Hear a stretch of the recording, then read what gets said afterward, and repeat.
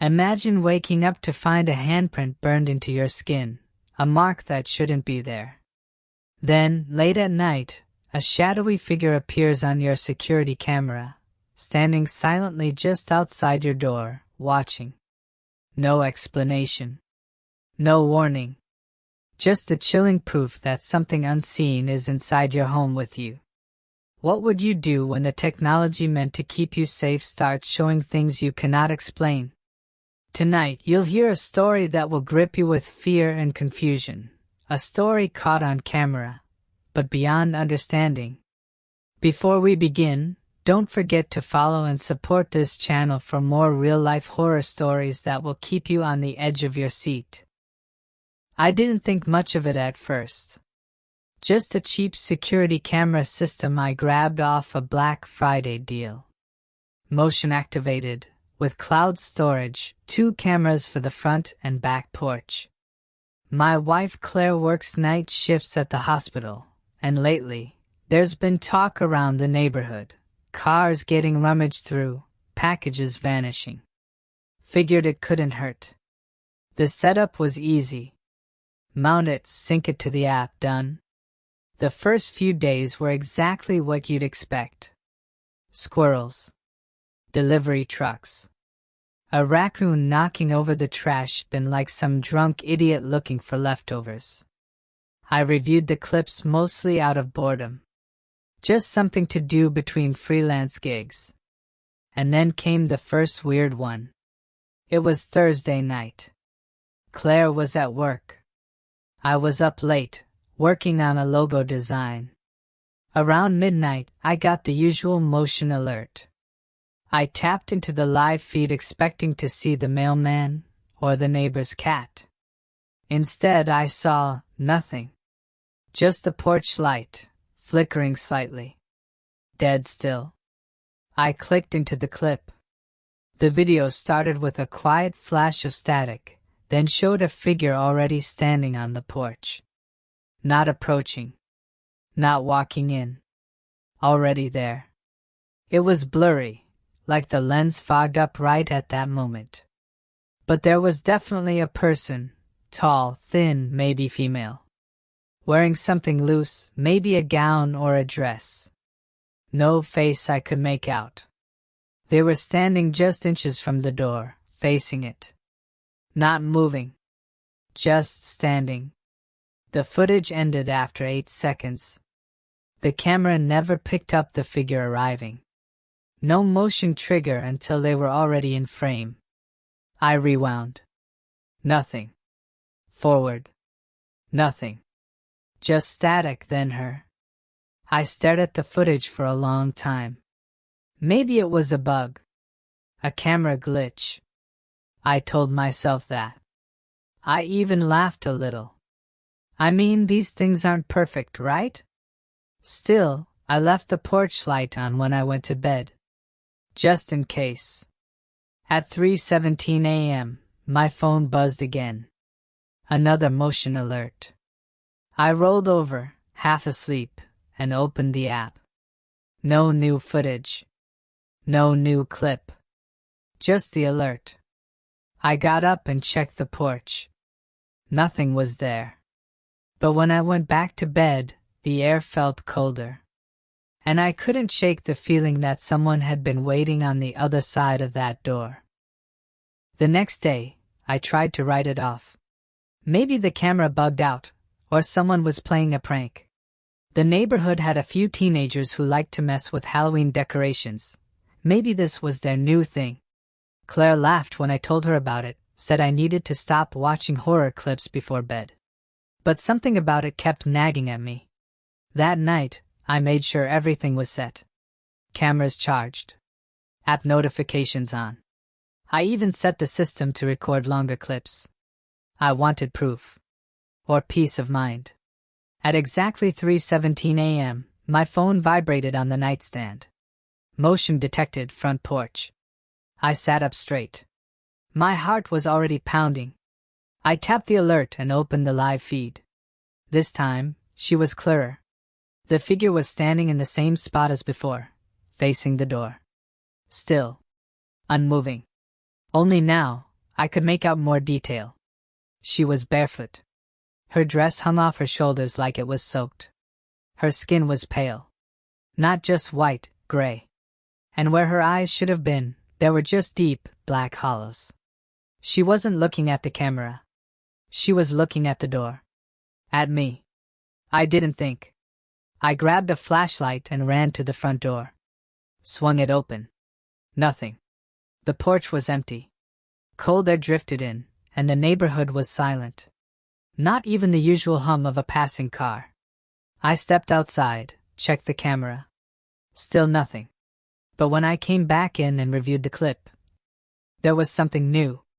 Right after I opened the door, the camera caught me stepping out, flashlight in hand, looking confused, and just behind me, for a split second, a shadow moved. Not mine. Not shaped like mine. Something too tall. Too thin. Standing directly behind me as I walked forward. I never saw it. Never felt it. Just caught it on a single frame. I paused the video and stared at it for a long time. My breath caught in my throat. It had no face. And it looked like it was reaching toward my back. I stopped sleeping after that. Every night, I stayed up watching the live feed like a man waiting for an earthquake. Claire thought I was overreacting, said I needed a break from screens. Maybe she was right. But I couldn't ignore it, not after what I saw in that single frame. I updated the camera firmware. Cleared the memory. Set it to capture full recordings with no motion delay. Everything should have worked perfectly. But the next night, something happened that made everything worse. I woke up on the couch. At first, I thought I'd fallen asleep watching the monitor, but the TV was off. My laptop was closed. And I wasn't just lying there, I was sitting upright. Hands in my lap. Eyes open. The digital clock read 3:21 a.m.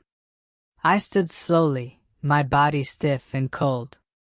I had no memory of walking down there. No dream, no sound, nothing. I felt disoriented, like I'd been underwater.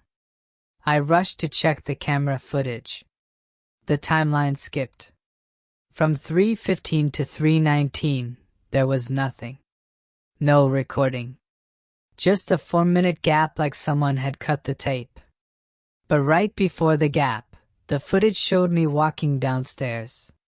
Shirtless, barefoot. My eyes were wide open, but I didn't blink. Didn't speak. I just moved slowly down the stairs, turned left toward the door. And then black. After the gap, the next frame showed me standing in the middle of the front yard. Just standing. Staring straight ahead. The porch light was still on behind me. And the door was open. Wide open. I don't remember opening it.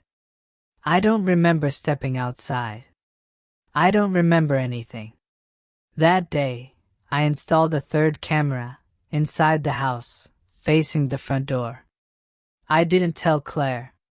She wouldn't have understood. The footage never lied. And I had to know what happened during those minutes I couldn't remember.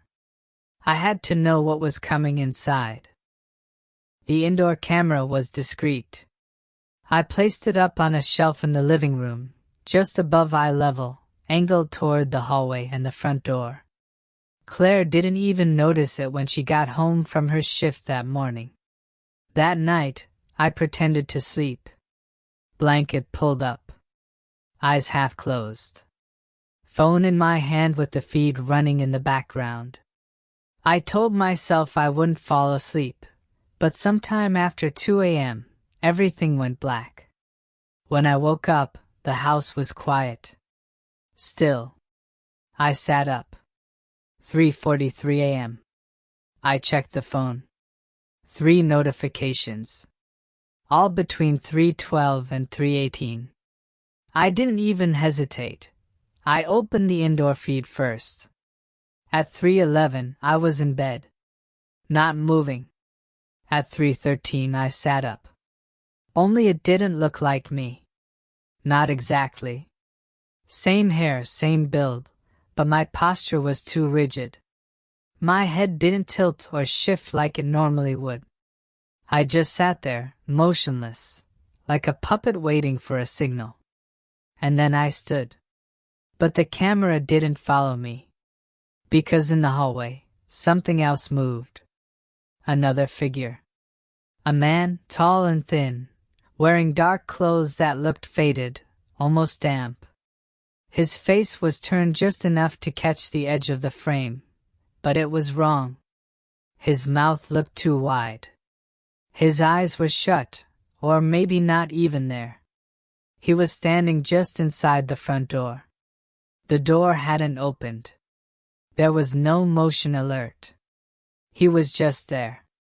The version of me walked toward him, calm, deliberate. And the man didn't move. He waited. When I reached him, the video glitched. Just for a second, static lines cutting through the feed. Then it resumed. The hallway was empty. No man. No me. I scrubbed forward. At 3:19, the door was closed again. The house looked untouched. Then the camera feed cut out for 15 seconds. When it came back, I was in bed. Exactly how I had been earlier. Same blanket position. Same angle. As if I'd never moved. Except now, on my arm, there was a smear of something dark. I rushed to the bathroom and checked myself in the mirror. And there it was. A handprint. Long fingers, dried into a faint stain like ash. Pressed into my skin. I didn't go to work the next day. I couldn't focus. Couldn't think. The handprint stayed for hours. Faint but visible, like something pressed into me from another place. I scrubbed at it until the skin turned raw, but it never fully disappeared until nightfall. That evening, Claire noticed I was off. I told her I was just tired. She offered to cook, maybe stay in and watch a movie. I nodded. I didn't want her to worry. I didn't want to tell her I'd been watching myself sleepwalk into strangers. But when she went upstairs to shower, I checked the front camera again. And there she was. Standing at the end of the driveway. Not Claire. Her. The woman in the dress. The one from the porch. This time she was in the street, under the dim, orange wash of the street lamp. Her hair hung down like it was dripping. Her arms dangled at her sides. Her head tilted slowly as if she was listening to something I couldn't hear. She didn't approach. Just watched. I stared at the live feed and then peeked through the blinds. She was really there. Not a glitch. Not a ghost caught on tape. A real figure, standing outside my house. My heart was in my throat. I picked up my phone to call the cops, but when I looked again at the feed, she was gone. I looked out the window. Nothing. No movement. No sound. But when I opened the door to check the driveway, I stopped cold. Because lying on the welcome mat, folded neatly like an offering, was a piece of paper. No footprints around it. No breeze to carry it there. Just a single torn sheet. I picked it up with trembling hands. On the paper, scrawled in faint pencil, was a drawing. Of my house. The porch. The front door. And two stick figures standing inside. One was me. The other was her. And between us was the tall man. I didn't tell Claire about the paper. I burned it in the kitchen sink while she was upstairs brushing her teeth. The smell of it made me gag, like mildew and smoke. After it was gone, I opened every drawer in the house and pulled out the batteries. The cameras weren't enough anymore. I went to the hardware store before closing and bought 2 motion detectors, one of those old-school baby monitors, and a reel of heavy-duty rope. I didn't know what I was planning. I just knew I couldn't rely on the feed anymore. It kept glitching at the worst moments, as if they were doing it on purpose. That night, I tied a loop of rope to my ankle before bed and anchored the other end to the leg of the dresser. If I moved, I'd know. I placed the baby monitor on the nightstand, and I watched the hallway through my cracked bedroom door. At 3:03, the static started. It was soft at first, just a faint hiss through the monitor, like a weak signal. But then it changed. There was a voice. Not words, exactly. Just sounds. Low murmurs, drawn out and distorted, like someone talking underwater. And layered over it was something even worse, a dragging sound. Slow. Deliberate. Like feet moving across carpet. I held my breath. Claire was asleep beside me, facing the wall. The baby monitor crackled again, and this time, I heard breathing. Right into the mic. I sat up and looked toward the door. And I saw movement. Just past the hallway. Someone, or something, walked across the gap. Not fast. Not shy. Just calmly, as if they lived here. As if they belonged in my house. I reached down to untie the rope from my ankle, but something stopped me. The knot. It was already loose. Unwound. As if someone had already untied it. I looked back up at the door, and a figure was standing there. Not outside. Inside. A tall silhouette, featureless in the dark, motionless in the doorway. And then the baby monitor whispered one word. My name. I didn't sleep after that. I sat against the wall, knees pulled up, gripping the baby monitor like it could protect me. The figure had vanished. Just blinked out. One moment there, next gone. No footsteps. No sound. No explanation. At sunrise, Claire rolled over and stretched. "Why are you on the floor?" she asked, rubbing her eyes. I stared at her, trying to decide what to say. "Nightmare," I muttered. "Didn't want to wake you." She smiled, groggy and warm. "Well, come back to bed next time. You're freezing." She had no idea what had happened while she slept. No idea someone had stood right there in the doorway, watching us. That morning, I checked the footage again. But there was none. From 2:58 to 3:40 a.m., nothing. The entire block was wiped clean. Even the baby monitor's audio file was blank. It was like the night never happened. But then Claire called me from the bathroom. "Hey, did you leave something in here?" I stepped in and froze. On the fogged-up mirror, someone had drawn a shape with a finger. 3 stick figures. The same as before. One tall in the center. One with long hair. And one that looked like me. Below them, a word had been scrawled. Soon. Claire thought it was a prank. Said it must have been me in my sleep again, or maybe a leftover smudge from the towel. I didn't argue. I couldn't tell her the worst part. It wasn't just the drawing. It was the fact that the mirror hadn't fogged up completely. Because around the shape of the tallest figure, the one in the middle, the steam hadn't clung at all.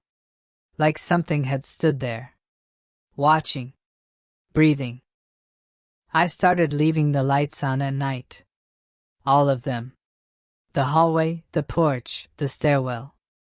Even the one in the attic that had flickered for months, I fixed it. Anything to keep the dark from closing in. Claire made fun of me for it at first, until she stopped noticing the humor in my eyes. That night, she worked the overnight shift again. I was alone. I sat in the living room with my laptop open, the cameras running live. I was too tired to watch but too scared to sleep. I just sat there, eyes on the screen, volume turned up. Nothing for hours. Just the empty glow of the porch. The still hallway. The silent bedroom upstairs. Then, around 2:47 a.m., I heard something above me. A soft tap tap tap. I froze. Not from the stairs. Above. The ceiling. I looked up.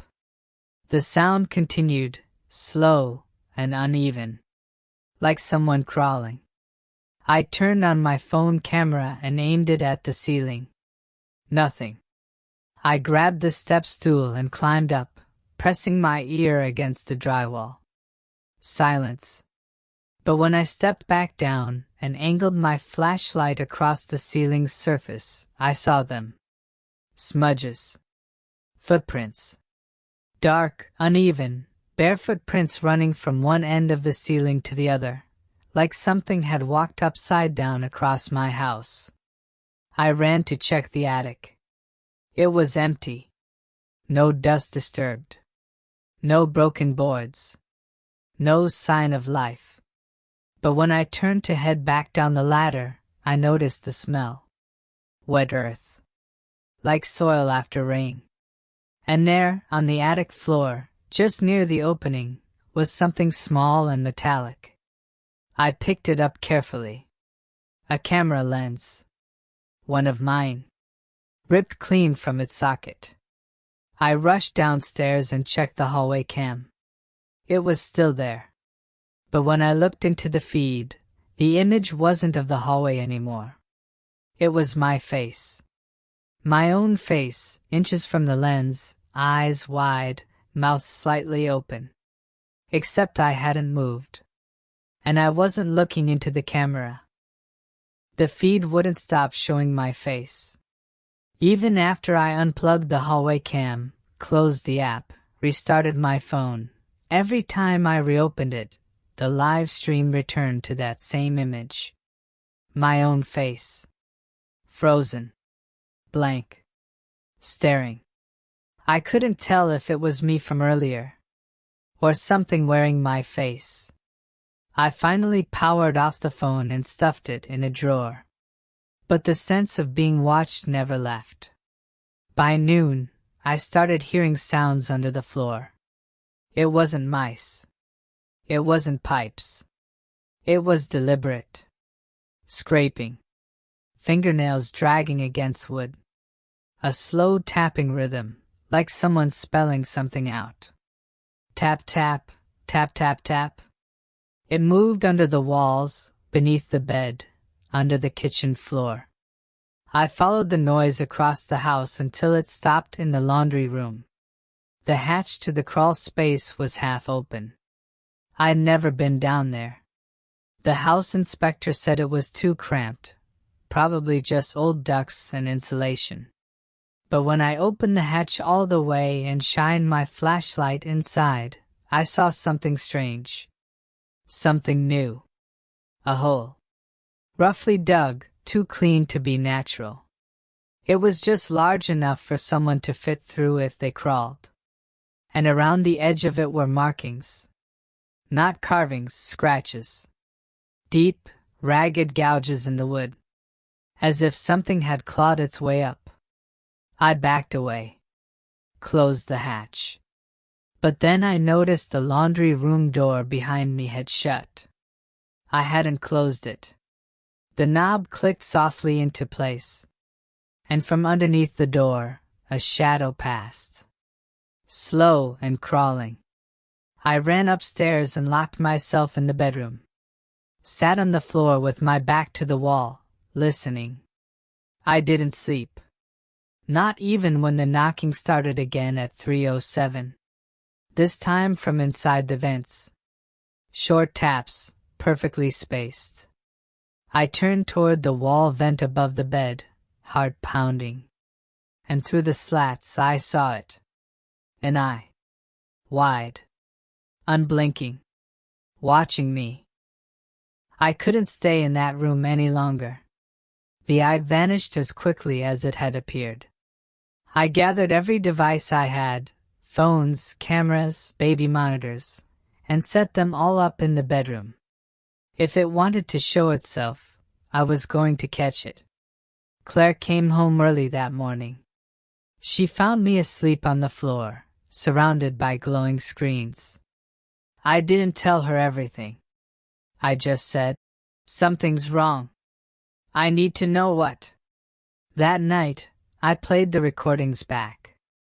Hours of static and silence. Until exactly 3:14 a.m. The feed flickered. And then I saw it. The tall man. But this time, he was closer. Closer than before. In the dim light, I could see his features. Pale skin stretched tight over sharp cheekbones. Hollow eyes that seemed to suck in the shadows. And that too wide mouth, curved into a slow, crooked smile. He stepped toward the camera. Then stopped. And whispered, "You're not safe." The feed cut out. The room plunged into darkness. My phone screen went dead. And in the silence, I heard Claire scream.